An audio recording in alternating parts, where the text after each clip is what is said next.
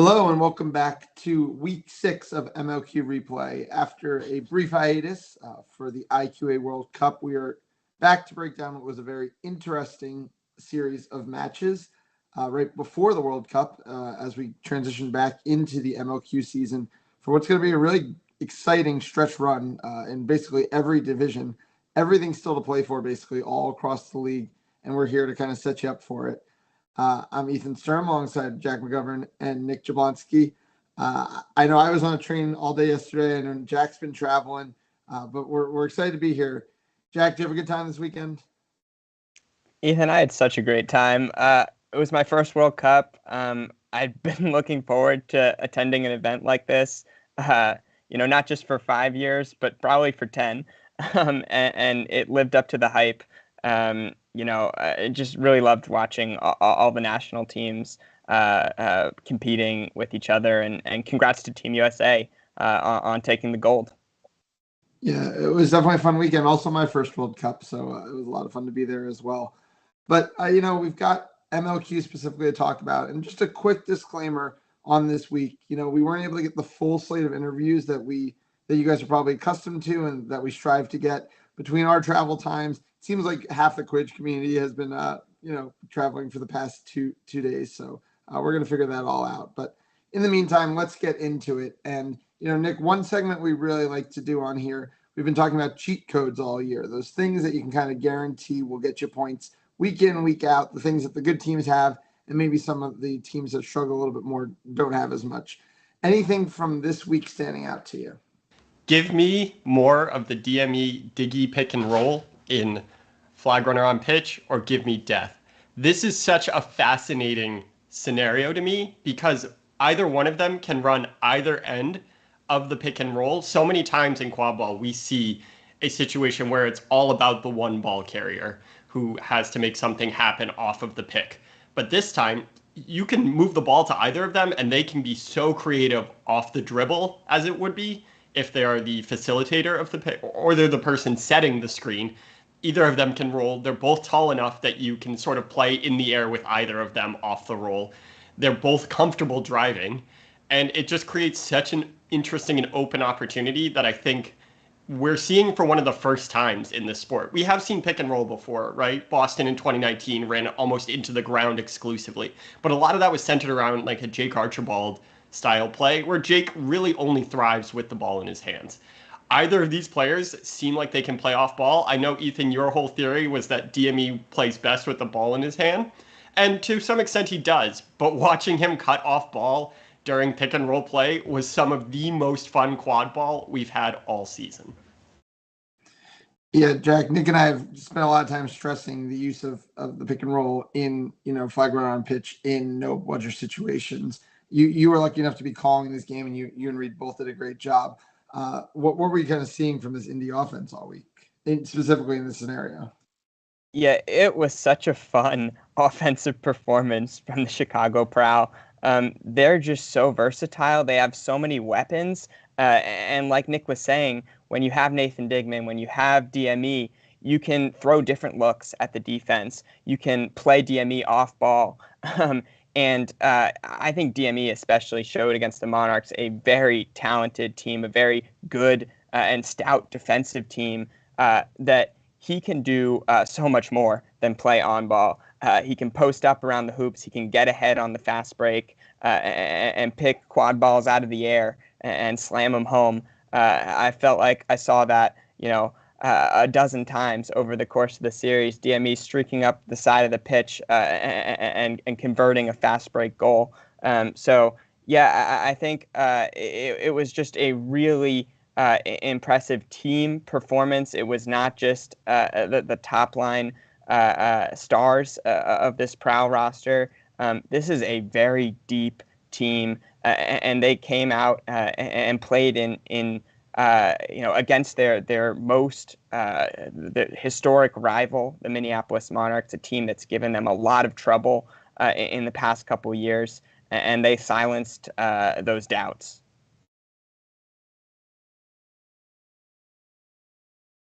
Yeah, for sure. And, this team, in the specific series, and I think it's a look we might see a lot of from this team, played a lot of two male beater sets. And, historically, some teams have kind of forced that just because they thought it was the best strategy. I think a lot of teams have kind of moved away from that as an inherent concept because, it's not just sticking, two beaters out there, right? It's how you're building your entire team around that. And Jack was talking about the team effort.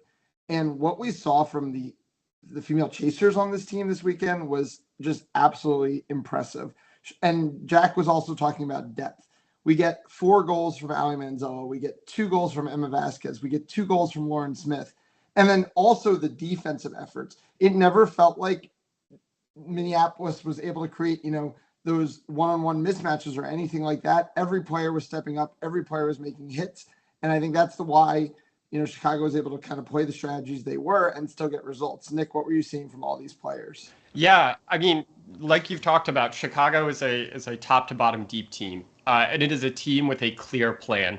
Whether on offense or defense, it seemed like they were really set up well and knew where everyone was going to be at any given time. I know that there were a couple of creative off the cuff plays, but it's because of the framework that they're set up in that those creative plays can sort of blossom.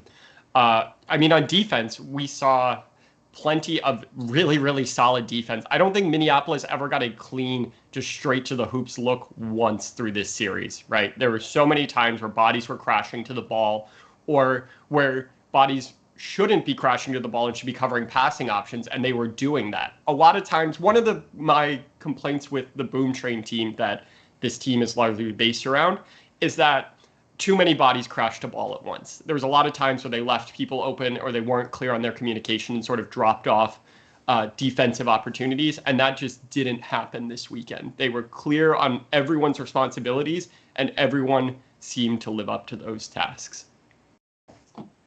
Yeah, and speaking of responsibilities, Jack, you kind of talked about how, we were kind of discussing early in the season, roles that DME kind of fits into and how this team's kind of breaking out of those. Another player they added this year, Byron Ing, is a player who, for Rutgers largely plays in a ball handler up top position. And Byron Ing was doing work for this team behind the hoops. So how did you think about kind of the way they were using him as well in this series? Yeah, it was super cool to see Byron Ing converting those alley-oops behind the hoops.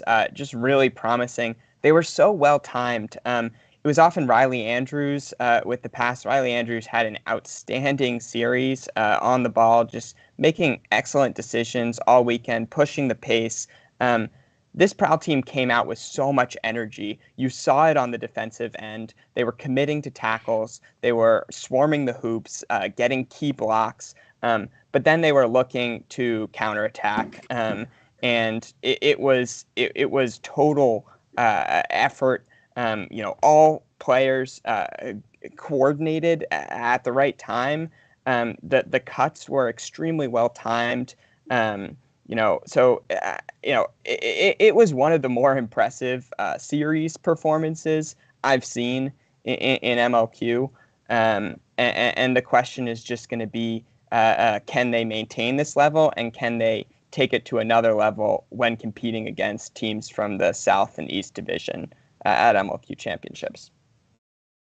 Yeah, and it was clear they grew throughout the series as well. Obviously, this wasn't Minneapolis's first series. This was Chicago's. First game one did stay a little closer for a long time. I don't think it ever necessarily felt in doubt. I think the Joe Goulet catch at least, called, some question to the result for a few seconds there. But, it did always kind of feel like it was going to be Chicago's. But then the next 2 games were 100% Chicago's. I agree. It was an impressive showing. Nick, on the other side of the ball, I think we kind of had our concerns. I think the red flags were there from the Detroit series about Minneapolis's offense, right? Yes, they get the sweep, but, they're a deeper team with probably, a little bit of a deeper dodgeball game. And I think that's kind of where things showed. But basically, since we came back from COVID, me and you, I think, and you can disagree with me, obviously, have felt like this team's offense has run best through the hands of Emma Persons. Obviously, the team's been without her all summer so far. It seems unclear whether they will be getting her back at all this year.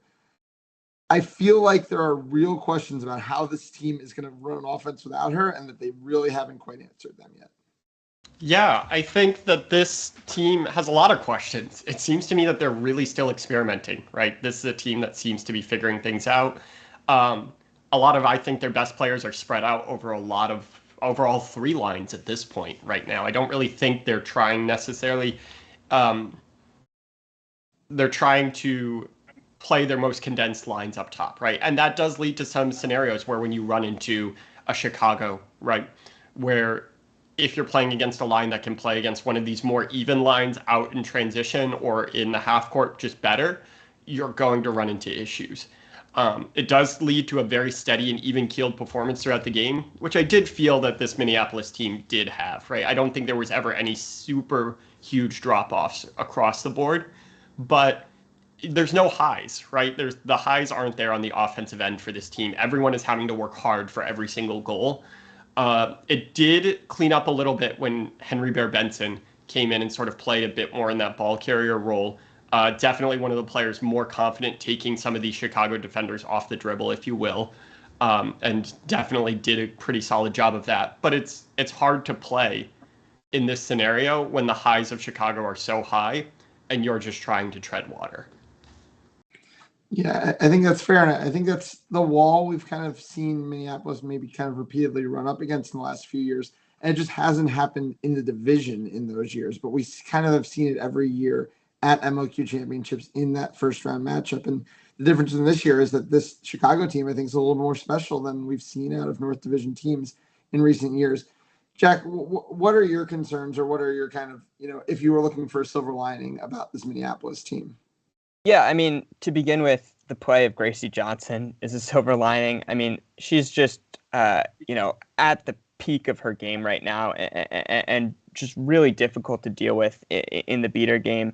Just brings so much physicality, so much endurance. She played long shifts. So, she can hang with any beater in this league. There's no doubt about that. And Minneapolis was at their best when she was on the field. Otherwise, I mean, I think there were some solid performances in the Chaser game. I think you guys are right. It's not like Minneapolis was really underachieving. It was that they were playing, I think, at a high level. It was just kind of figuring out how to use the different pieces that they have. I mean, they're reintegrating HBB, but also Kolak Miller, who was playing a lot in a ball carrier role. And looked solid at times, picked up a few cards as well, but had positive contributions on the game. I think, I said on the live stream, that Max Meyer and Terry Carlson were coming into the game pretty late. So I think that there's things Minneapolis can do with their lines to kind of maximize their ability to score points in the half court, because you're right, that's been a consistent difficulty for the Monarchs when they run up against higher level opposition, and a defense that's going to play physical, and can kind of cover their main options. I think the coaching staff has some good pieces to work with, and they'll go back to the drawing board and figure something out, I'm sure, heading forward. Nick, do you want to add anything there? Yeah, I think this team's ceiling lives and dies by the amount of times they're willing to play Cody Narveson and Gracie Johnson together. They've split them apart largely for this season. Again, sort of in that even-keeled scenario, but I think, again, like it's the regular season, quote unquote. They're just trying to get to they want to get to championships. But until they put those two together for large swaths of minutes, the team's ceiling is pretty well set. Yeah, I mean, I was pretty shocked that they weren't starting in these games. Different beaters have different feelings about starting. It's something that Max Havlin has always famously had a feeling about, but it was kind of shocking to not see that pairing. My question going forward, I think, and you guys can just give me a quick show if either of you thinks that they're not going to be a heavy favorite against either Rochester or Cleveland in that matchup at North Division Championship to get the third seed. We're all kind of on the same page there. Yeah. So then my question is, this is the first time Minneapolis is going to have to go through the Saturday bracket in a very long time. And each year, that Saturday bracket's not getting any easier. There's going to be, one of the big three in the East, probably plus Charlotte in there. There's going to be, a New Orleans, a Kansas City team who's kind of playing on home court, most likely, given most likely scenarios. Do you think this Minneapolis team is talented enough to get back to the quarterfinals the old-fashioned way? Nick, go for it. Absolutely. You have one of the best seekers in the world, period. And their second isn't too bad either. I think the fact is that this is a team that is basically guaranteed 35 points against nearly anyone except maybe Charlotte. And even that becomes a 50-50 shot. It's not like Charlotte's heavily weighted the other way. And if this team, I think that the beating pair of Cody and Gracie is going to be one of, if not the best, coming out of that Saturday morning bracket. Yeah, I totally agree. I think going through the Saturday play-in bracket will be a good thing for the Minneapolis Monarchs. And you said Kansas City will be a home team. Minneapolis will also be a home team, and they've historically been very good at home. So, yeah, I'm looking forward to what they can do in the play-in bracket. I think they're going to be a very difficult out, and right now I would take them to get out of that bracket. Yeah. Okay, and then we should move on, but I'm going to put you guys both on the spot for really fast answers. Nick and I were kind of setting ceilings for Chicago. We were kind of saying a lot of semifinals, I think, before the preseason. Where's your current ceiling for Chicago? Nick, you can go first. Championship. Jack? Do you mean title or finals, Nick? Title. Yeah, I would agree. Awesome. All right. Well, with that said, let's get to our one interview for the day. We're very glad to have her. Chicago Proud chaser and assistant coach, Ali Manzella. Ali, thank you so much for taking the time. Thank you so much for having me. Of course. So to start, I just kind of want to talk to you about, kind of the outlook of the team coming in the season. Obviously, new brand, new city, new head coach with Kenny Murphy stepping up into that position. For the team, does this feel more of like a continuation of what was, or kind of a really fresh new start coming into this year? I would say it's a really good blend of both. Ken has a really great outlook, kind of bringing the best parts of her past experience and meshing it in with new ideas to create an outlook that really is just kind of something unique. I would say that it's not like other, past BT seasons or past Indy seasons. Awesome. So, kind of speaking to that, obviously, I feel like a lot of these past Indy teams have kind of been built around that BT core, and you guys do have a lot of talent coming in this year. We talked about DME, we talked about, Byron Ing, Lauren Smith, Caleb Williams as well. So, what's it kind of been like, given how, consistent the roster's been in recent years, kind of melding all of this talent into this team?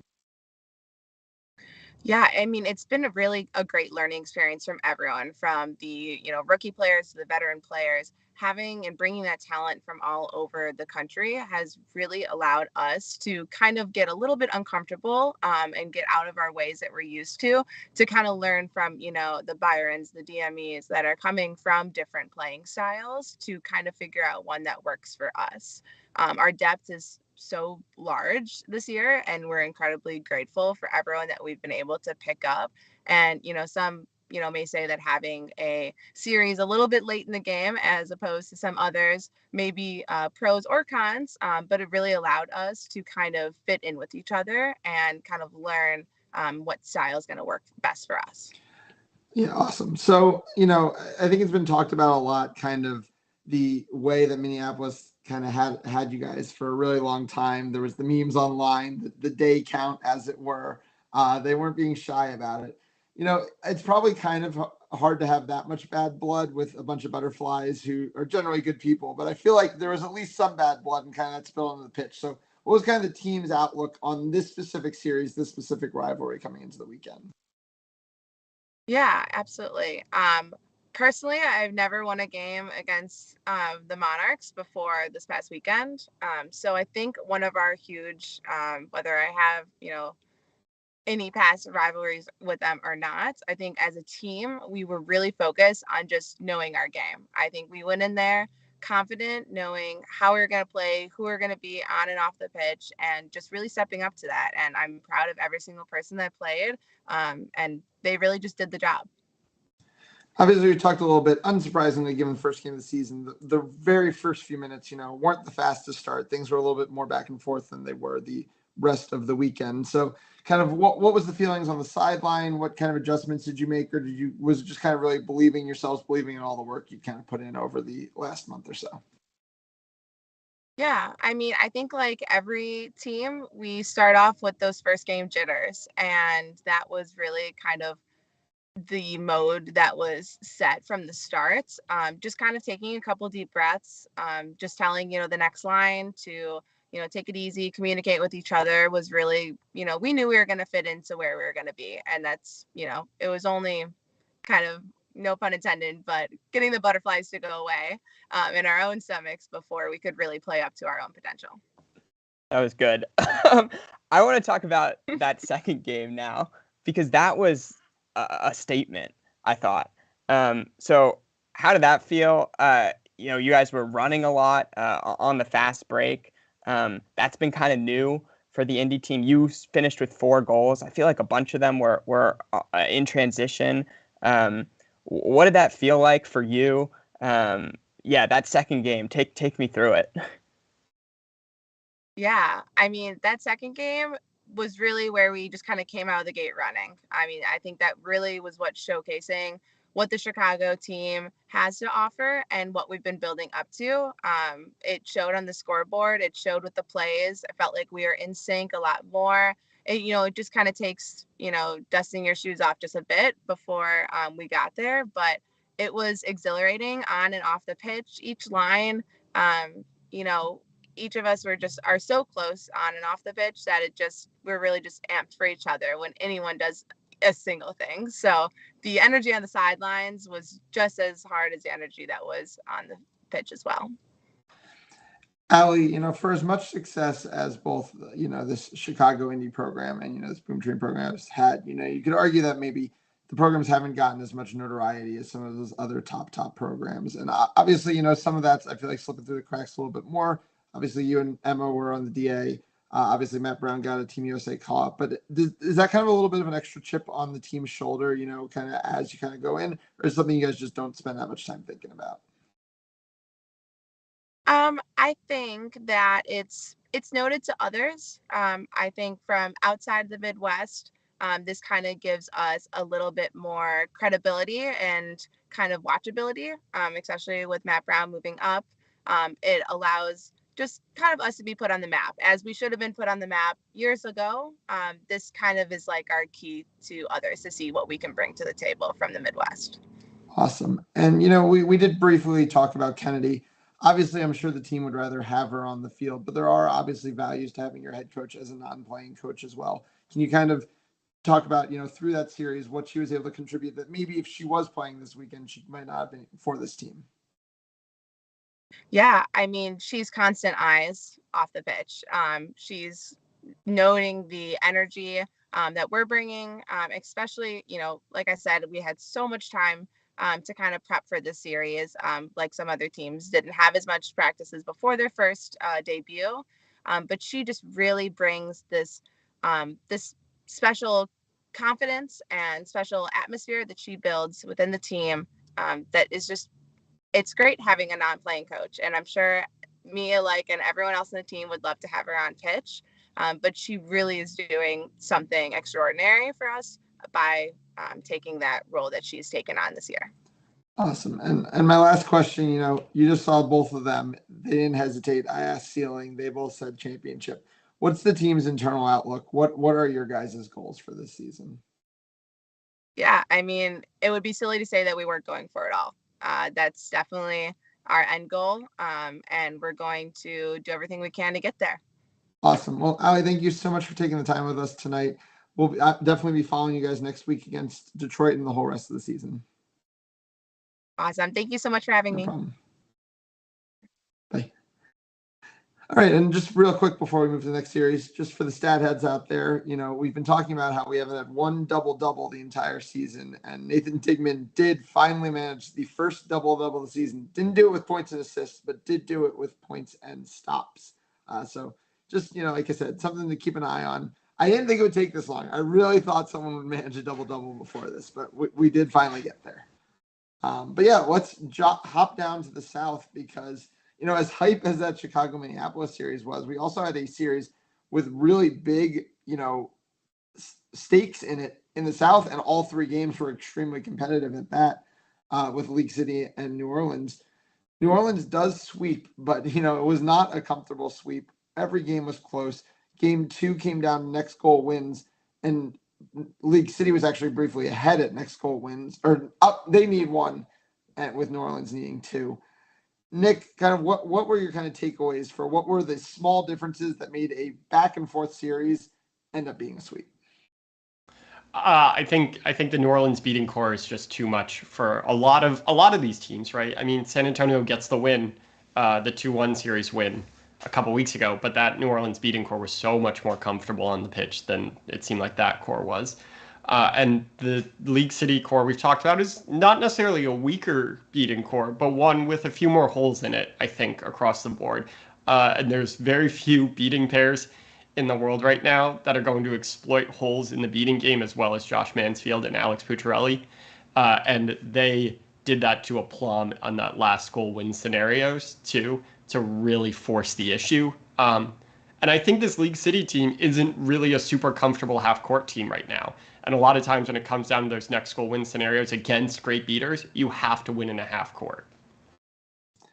Yeah, for sure. And, to put props for props are due, I do think Carlos Alarba did a good job for stretches of these games on hanging with what is such a talented New Orleans crew. But it was kind of in those big moments, like you kind of highlighted, specifically flag runner on pitch, and the fact that the seekers of League City were never getting anywhere near that flag runner. It was just a clinic on seeker beating from Josh Mansfield and Pucciarelli as well. And it allowed TJ Goalie to catch pretty quickly in all three games. All the setup time in the world, never challenged. And I think that's kind of obviously what allowed them. It was kind of the difference maker in games 1 and 3 because both games were basically neck and neck. That catch happened, and that kind of was it. Teams exchanged a couple goals, and it kind of went. But Jack, I want to ask you specifically about game 2 because yes, New Orleans catches, and then League City gets dodgeball control for a while and goes on a little mini run. And my question is, do you think League City, could have or should have finished that series off, or that game off at least? And, how was New Orleans able to stay alive? Yeah, I mean, first, I absolutely agree with the excellent situational beating in the end game, especially from New Orleans. Alex Pucciarelli and Josh Manfield, just outstanding. I think the difference in the end game beyond the flag runner was the point defending, was tackling around the keeper zone line. New Orleans was making League City's ball carriers really uncomfortable. It was Charlton Trammell. It was Marcellus Lewis just laying hits and affecting the shots that Hayden Boys was sending, or the other League City ball carriers. They were not really able to get into their rhythm. It was very different than even how League City played against the Kansas City Stampede, where they were just more able to get into the lane and find their passes, find their shots. And on the other side of the pitch, New Orleans, I think, was able to get into the lane. They were able to get their shots more consistently. League City has historically been a team that's been physical in the chaser game. I think that was lacking, in the new two-hand tackling, meta. I think, for a couple seasons now, they haven't really been executing very well at point defense. So I thought that was the difference in the end game.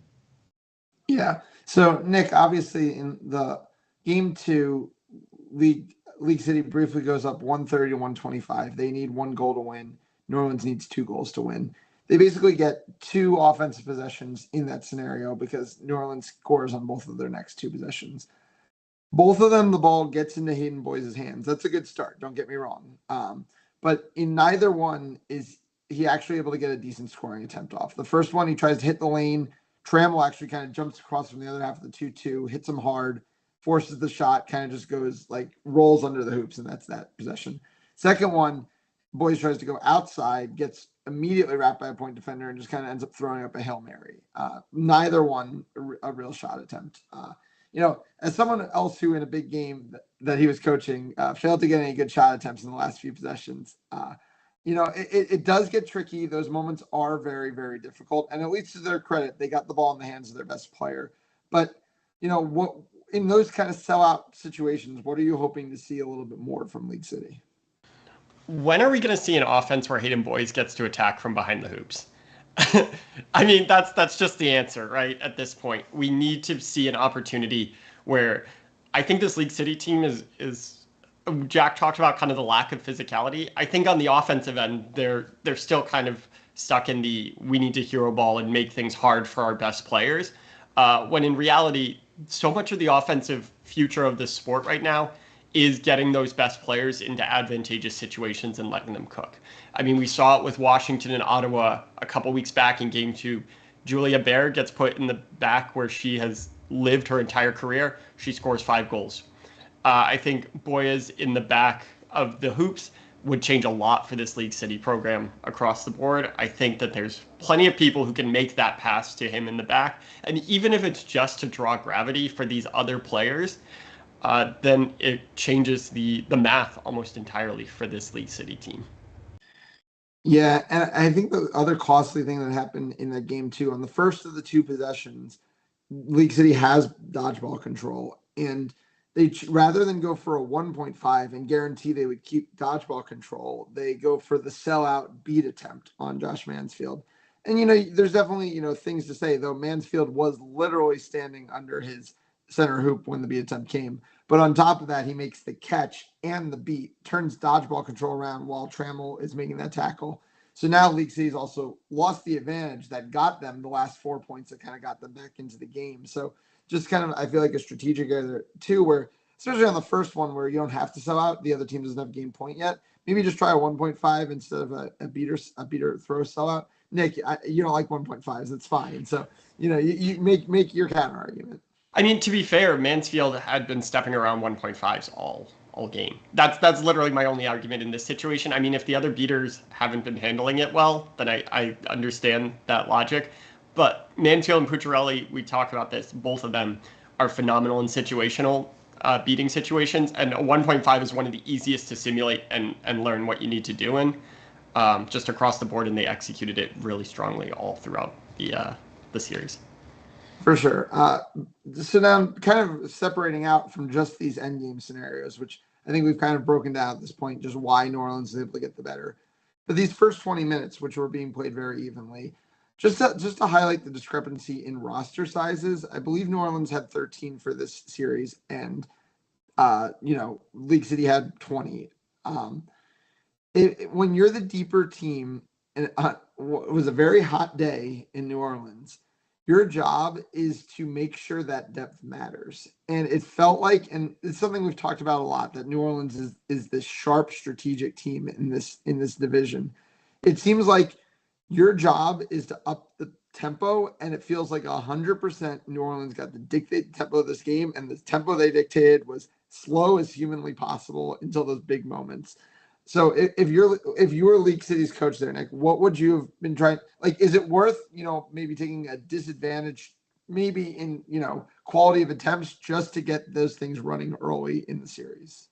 Yeah, I mean, I think that logically that makes a lot of sense. I think that's really, really hard when you're facing down the beating core that New Orleans threw out there a lot of this time. Yeah. You talked about Carlos Alarba having shining moments, and he did, to be fair. But when I talked about it, again, it wasn't so much necessarily that this League City core is weaker, it's that there are those holes. And I think that the New Orleans core makes it much harder to push pace when you don't have a beating core that can at least play, even if it's only slightly negative to them, slightly negative, rather than I feel like this League City team had moments where they were playing very negative to this beating core, and that makes it incredibly hard to dictate this pace. Yeah. And Jack, we've talked a lot about, cheat codes on this show, as it were. And, cheat codes are a really nice thing to have in these, next goal win type scenarios. You want those consistent. And it feels like when you compare these teams to maybe some of the top teams in their division across the league, it just feels like maybe those cheat codes don't exist right now. And maybe what Nick's talking about, maybe Hidden Boys Behind the Hoops could be more of a cheat code for this Lake City team. Maybe with a slightly deeper, roster where Josh Mansfield can get out running a little bit more because they don't have to play as many minutes. They can be a little bit more of a cheat code in the seeker floor period. But it just feels like maybe that's kind of the thing separating these teams maybe from the cream of the crop in the league. Yeah, well, I'm gonna give a cop-out answer and say that a cheat code here is New Orleans conditioning. This is such an athletic team that's been running in the humidity all summer, and also their chemistry and just will to win. This team has so much heart. We saw it last summer when they returned to the MLQ championship for the first time in a long time, playing on turf. In Maryland in August, pretty hot place. They know what it takes to compete in these, really tough summer matches. They're just, the model of what a core should be. Just really impressive. This was kind of their masterpiece in my mind. Yeah, and they go 4-2 at home this year. They now have to travel to Kansas City for their Super Series.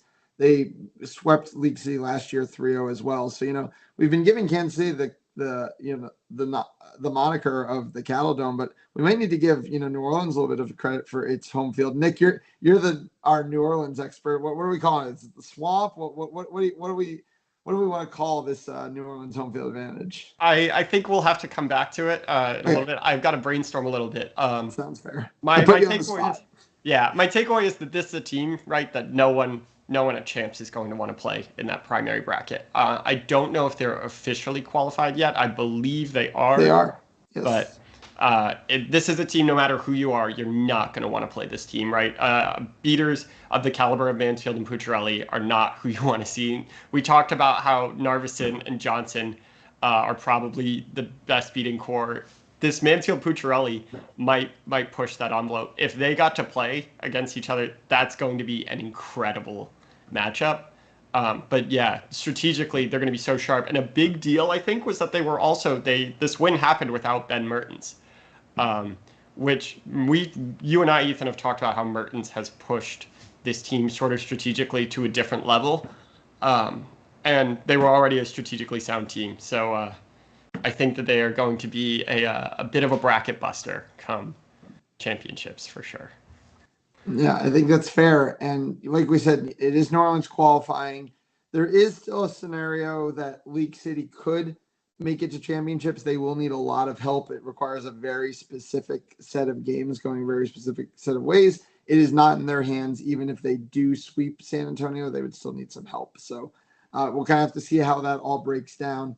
But it looks like even though this League City team has played a lot of competitive games, both against San Antonio and against New Orleans and against Kansas City, it just might be a little bit too much for them this season. But that'll do it for our talk on the South Series. We'll finish up with our East Series. After two really competitive fun series this week, one that was a little bit more one-sided with Boston taking an easy sweep at home against the Ottawa Black Bears, which does put an end to the Black Bears season. As we said, a rebuilding season really in the right direction for this Ottawa team. A lot to be proud of, but it was kind of all Boston. And Nick, I remember after Boston's first series, it was week 1 or maybe week 2. We were talking about cheat codes. We were kind of going back and forth on, is Zach Doyle off ball an actual cheat code? If you watch any of this series, it's so clear how much of a cheat code Zach Doyle has become as an off-ball chaser. Yeah, I mean, we talk about some of the greatest of all time at the off-ball chaser position, right? Your Sam Hams, your Justin Coles. Zach Doyle is quickly approaching that conversation. The micro adjustment. I know that Ottawa defensively is not nearly as strong as some of the teams they're going to face throughout this year. But not only was his lack of presence felt so strongly at championships last year, but B, the micro adjustments that he is making to either his backdoor cuts or his off-ball transition opportunities are so nuanced and change his ability to catch the ball in specific locations and make it easy for players like Skura and Olazabu, who have played a lot of minutes with him, and Mayer to hit him on the run. The fact that this man is breaking down 2-2s with cuts to the front of the hoops shouldn't be possible. And yet, because of his body control and the way he fits in those spaces, it's honestly just so much fun and astounding to watch. Yeah, and I feel like in an era where we've seen so much stagnation of off-ball movement, especially against these zone looks, be it these hoop zones or these 2-2s, it's really refreshing to see, just kind of the unique way that Doyle's approaching it. You got to mention kind of the chemistry with Skura and with Mayer, and they've got a really nice little pick and roll game working between the three of them now as well. There was a couple, where Doyle was hit off of a roll from Skura, or Mayer would set a roll for Doyle, and it's just kind of all clicking kind of on that line. Though as we kind of go into a huge matchup coming up this week with New York, I still have concerns kind of about what this offense looks like beyond that line. And I feel like even in a series like Ottawa, where it is comfortable, there were big questions. Would you agree, Nick? Yeah, I mean, how can you not? This team, I think, lives and dies around Ian Skura a lot of the time. And we've seen that kind of come to fruition in Boston throughout the last sort of year and a half, whether it's last MLQ season, the Boston Pandas, this past USQ club season, and now on to this one. I mean, we talk about the Digman DME pick and roll situation where both players can play with the ball in their hands or not. Ian Skura works best with the ball in his hands for this team, and I don't necessarily know if there's a second person behind Ian Skura that plays best with the ball in their hands for this team. I mean, we can talk about Harry Greenhouse, right, as a strong facilitator throughout, but it's just a different type of facilitation, right? And it's a different type of gravity that he plays off of. And I think that this team really needs to either have a very clear offensive mindset built around the rest of their players, or figure out a way to get someone else into sort of that secondary facilitation role. Yeah, I think that's fair. And, I'd say, though, an important, positive for Boston, because we've harped on it so much over the year and a half, 3 flag runner catches in one series from 3 different people. We were talking earlier today about the 2019 Boston title, which kind of came with a trio of seekers that were just being constantly thrown at flag runners. And, we don't know exactly who is going to be, doing it in the big games. We'll see what happens this weekend. But it seems like they have fully phased Greenhouse kind of out of the seeker game. So now it's these new younger looks. Beckman's still there, Bento's still there, but Stephen Tremple now enters the picture and gets a grab this weekend. It'll be interesting to kind of see what this team is bringing out to the picture, because they've got a lot of young athletes that they can throw at a flag runner if they really wanted to. Jack, on the other side of the ball, it is the end of the season for Ottawa. As we said, kind of a transitional season, a season that kind of back to stabilization, I think. But what have you kind of seen from this team throughout the year?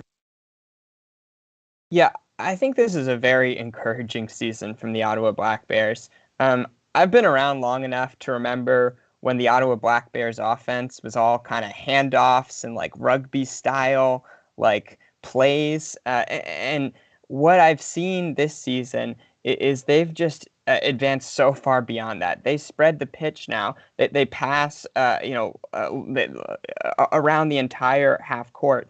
And, I was seeing some of their players compete this weekend with Team Canada, and they were bringing that same, forward momentum, that same, new thinking on offense. And it really served them well. I thought it was a very encouraging weekend from Team Canada, and Ottawa against Boston. They were missing some of their Team Canada players, notably Haley Yap.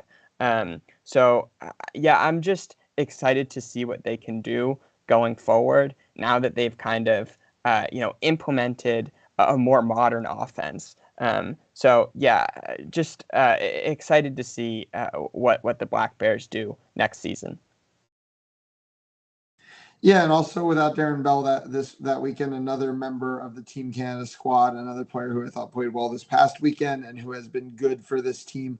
I mean, the first line that we saw against that Washington team, which we haven't necessarily gotten to see, unfortunately, in some of the games they've had to travel away from, that, included Yap, that included Darren Bell and Alex Naftel. I mean, that line is going toe-to-toe with some really talented quaffle players. Yes, it wasn't the strongest lineup that Washington has ever sent out there, but even so, and I think Yap has a ton of room to grow. I think Bell has a ton of room to grow. Naftel, a bit more of a veteran, but hey, you need those veteran presences as well. And I feel like head coach Nate Reed, who's kind of taken over there, is also playing coach, has, kind of found something in the water in Ottawa that, they can start to build on. It's a tough position to be in. The East Division is incredibly talented, and it's unlikely that any of these franchises are going to get any less talented in the future. But I think if they can build off of the season, if they can kind of keep the core they have, keep recruiting, I know that, like much of the world, Quidditch in the eastern half of Canada has kind of had that, ebb and flow around the COVID times. And if they can kind of keep rebuilding the college programs there, I mean, I don't know, most people don't know this, but like every school in Canada is like a giant Texas college. Like they all have 50,000 students. And, if you can get a club working well, there's plenty of recruitable athletes for sure. And a lot of them played rugby, especially up in Canada. So, I think the future is bright for this team. Obviously, this isn't going to be the year quite, but I think there's a lot of positive places to go. Awesome. So, I think that's about going to do it for us here this week. It was a fun week of series. It was sad we had to wait a week to talk about it, but I think the wait was worth it. And I think we've got two exciting ones coming up as well. Chicago Prowl taking on the Detroit Innovators in the afternoon on Saturday. And then kind of the big one, kind of the marquee rivalry, I feel like, of the league, at least within a division, with Boston taking on New York. New York having a chance to wrap up the East Division, something they gave back to Boston last year, and Boston hoping to have none of that. And, for all the people coming out for MLQ Worlds Weekend, I hope you stay for the match. I think it's going to be an awesome match in an awesome environment. I know we have a whole crew focused on fan experience at the match as well. So I think it's going to be a fun one. And the three of us are all going to be there. So you should be as well. Also, just really want to shout out our Patreon real fast. Continues to have great content from Nick with the breakdown, as well as Cuts with Neves. Neves was playing for Team India this weekend at the World Cup. So I'm hoping that we get a World Cup edition. But I'm not sure either way. But yeah, so with all that said, for myself, Jack, and Nick, we thank you for watching. Thanks to Harry Clark, our producer. Thanks to Ali Manzella for coming on and doing that great interview. A lot of quad ball still to be played this summer. I know we're probably all in a bit of a World Cup hangover, but I hope you get hyped for this coming weekend. A lot more to talk about. We'll be back next week to break it all down. Thanks for watching.